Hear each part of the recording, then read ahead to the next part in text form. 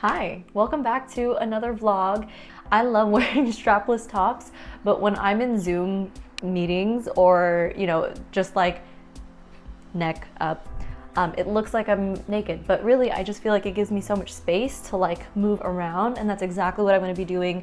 I'm gonna take a class on the Open app. I'm sure you've heard me talk about it before, and if you haven't, you're probably new here. Hi, welcome. This is my channel. I like to talk about just life things and holistic wellness, day-to-day living, and honestly just chilling. So I'm out here, I'm gonna take a movement class on the Open app. It's beautiful. There's guided meditations, breath works, Pilates, and like fusion classes. I wouldn't necessarily call it yoga in the hard sense, but they do draw from a lot of yoga moves to make a nice movement class. So that's what I'm gonna be doing right now. I still did my morning routine despite it being gloomy and despite it not feeling like a Friday. I got my journaling in, I got my work in, and I still have more to do this afternoon, but I'm going to squeeze in this movement right before another one-on-one with a client, so that I can just make sure that I've taken care of myself. Sometimes the routines aren't only for setting yourself up to feel good in the day, but they are for proving to yourself that you're dedicated to your health. Waking up on time, waking up early enough so that you can go and do the things that make you feel good before you go and pay attention to everybody else in the day. Not only is it good for the day, but it builds up your confidence, because you can look back on the week and be like, wow, I really rolled out of bed when my alarm went off and I didn't hit snooze, even though I really wanted to and I totally could have, because I decided to prioritize what I would feel good about and not what I only feel good doing. And that's been a really big mindset shift for me, is to focus on when I want to make a choice or take an action, I'm going to do the thing that I feel good about versus the thing that I feel good doing. Because you could feel good eating a cheeseburger, double cheeseburger, fries, and drink soda, and that feels good in the moment, but well, depending on if you're vegan or not, that feels good in the moment generally to your palate and to all of your senses, but later on when we're digesting it, we don't feel good about that choice. And so aligning my actions with things that I would feel good about has really helped me take the power back into my hands. The startup is not always going to be easy. It's not always going to be smooth, because I'm not always going to go into my day thinking I'm feeling great, I want to do all the things. Some days I'm feeling a lot of resistance, just like now when I'm in my luteal phase. But even just talking about it with you in this intro clip really helps me solidify that self-care isn't always about doing the things that feel like rainbows and bubble baths. It also is showing up for yourself as the responsible person that you are, who is doing the thing that they are proud of and that will bring them to their dream life. So with that being said, I'm going to choose a class and then I'm going to do it. And then I'm really actually excited today because my friends Brian and Sammy are coming over, and they're going to stay over for the night since they're doing some Southern California things. They live in Arizona in the moment, and they are some of my best friends and Luke's best friends as well. And so we're gonna probably have an amazing time, and I just love seeing people. If I'm not having a good day and I've been alone all day and I've been inside all day, then most likely I need to see people or talk to people that I love. I need to go outside because there's something about the sunlight that's like super powerful. I don't know what it is. Maybe it's because we're all energized by the sun, and everything that we ingest only exists because of sunlight and the energy of photosynthesis and whatnot. Talk to people that I love, see people that I love, go outside and move my body. If I'm not feeling good, I do those three things and it usually helps. And also knowing where I am in my cycle definitely makes a big difference too. But I'm gonna go ahead and start this yoga practice before it's too late for me and I'm not able to finish it.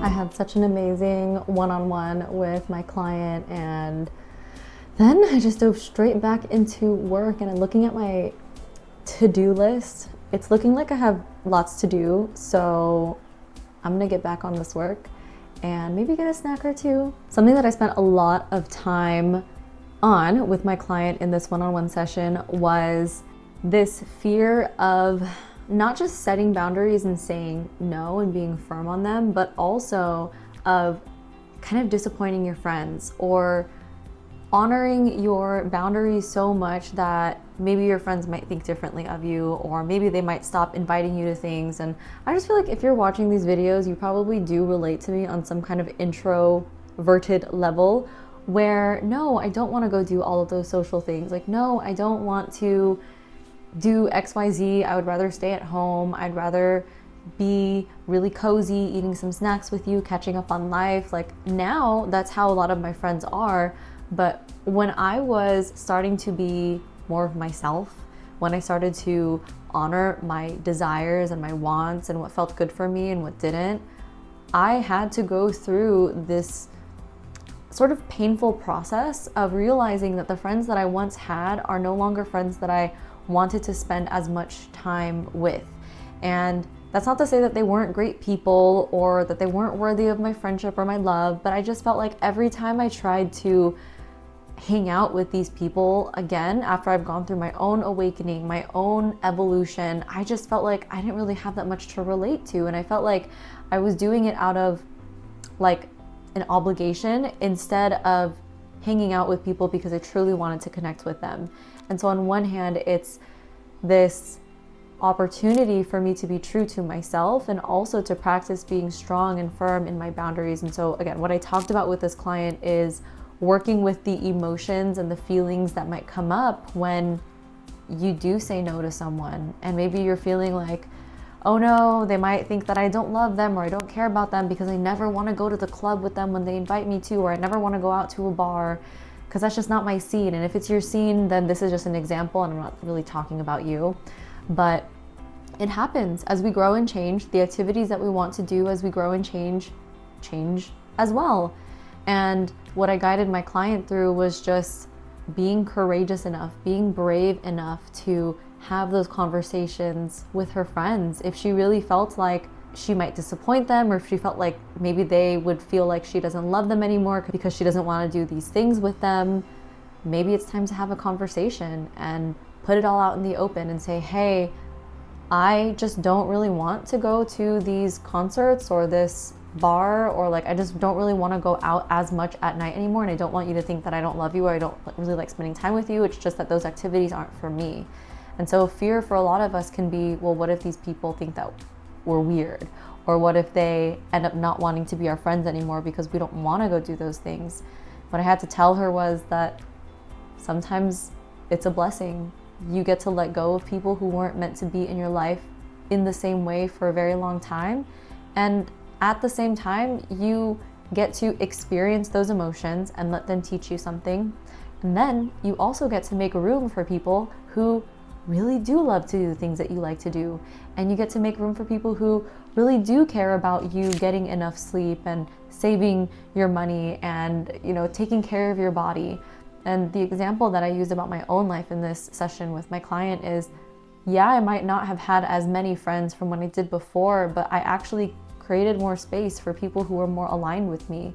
So now my friends, like I said earlier, do want to just sit and cuddle in blankets and catch up on life and tell jokes and share memes with each other and play some board games. Now those are my friends because I've been true to what I want to do and brave enough to say no, brave enough to have these conversations and tell them like, I love you, but I just don't want to go do those things anymore.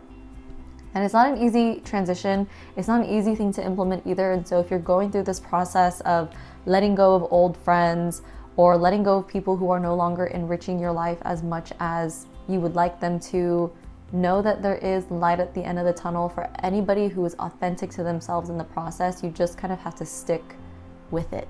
I believe in you.